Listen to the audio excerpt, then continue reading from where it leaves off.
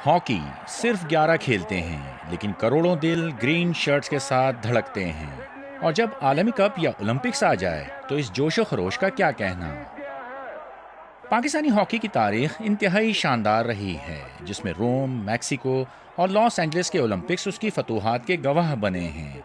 तो दूसरी जानिब बार्सिलोना, ब्यूनस आयरेस, मुंबई और सिडनी के आलमी कप मुकाबलों पर भी उसकी शानदार कारकर्दगी की छाप दिखाई दी है।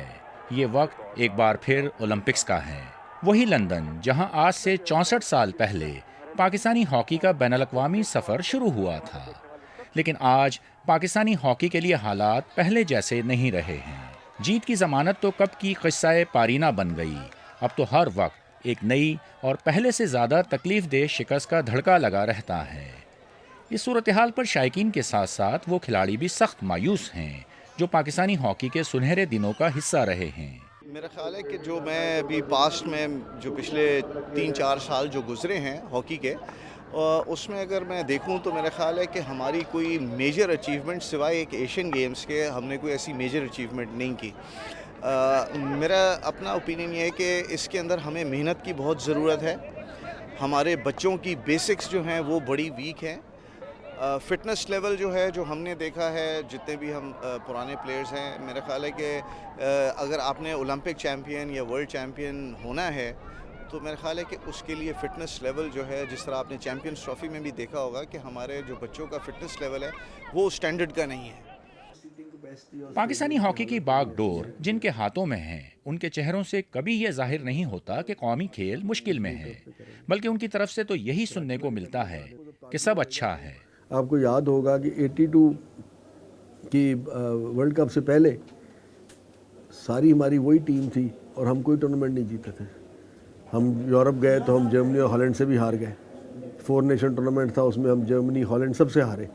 उस वक्त रसूला भी थे, मंजूर सीनियर भी थे, ये सब प्लेयर्स थे। लेकिन फिर 6 महीने आके मेहनत की, ट्रेनिंग की और फिर वर्ल्ड कप हमने आउट क्लास करके जीता। और हमने जो हमारी खामियां थी और एक टीम की जो शेप है वो तकरीबन अब तैयार हो चुकी है। पाकिस्तानी हॉकी के मामलात पर गहरी नज़र रखने वाले साबिक खिलाड़ी फेडरेशन पर तनकीद करते हैं कि वो अपनी जिम्मेदारी निभाने में बुरी तरह नाकाम रही है। जब से ये पाकिस्तान की हॉकी फेडरेशन आई है, कोई पिछले 3 साल से, उस वक़्त से पाकिस्तान की हॉकी जो है उसका डाउनफॉल शुरू हो गया है। जो उन्होंने एग्जेक्टिव बोर्ड बनाया था, अगर उसमें वन मैन शो या अपने हठधर्मी के फैसले ना लाते तो अभी भी हॉकी जो है ख़राब ना होती। अब सिचुएशन ये हो गई है कि इस फेडरेशन के जो लोग हैं, इनके रवैयों की वजह से जो जितने भी पुराने प्लेयर हैं, किसी को भी इन पे एतबार नहीं रहा। ये सिर्फ अपनी कुर्सी बचाने के लिए फ़ैसले करते हैं और दूसरे को छोटा करने के लिए फ़ैसले करते हैं। देसी और बदेसी कोचेस के तजुर्बात और सिलेक्शन की गैर मुस्तकिल मिजाज पॉलिसी पाकिस्तानी टीम की हालिया मायूसकुन कारकर्दगी की बड़ी वजूहात हैं। इन हालात में अगर लंदन से अच्छी खबर सुनने को मिली तो क्या कहने। हॉकी से कौम की जज्बाती वाबस्तगी के ग्रीन शर्ट्स वाले खिलाड़ियों के लिए हर कोई दुआ गो, लेकिन दुआ के साथ साथ दवा भी ज़रूरी है और पाकिस्तानी हॉकी टीम को इस वक्त दवा की ज़रूरत है। अब्दुल रशीद शकूर, BBC, कराची।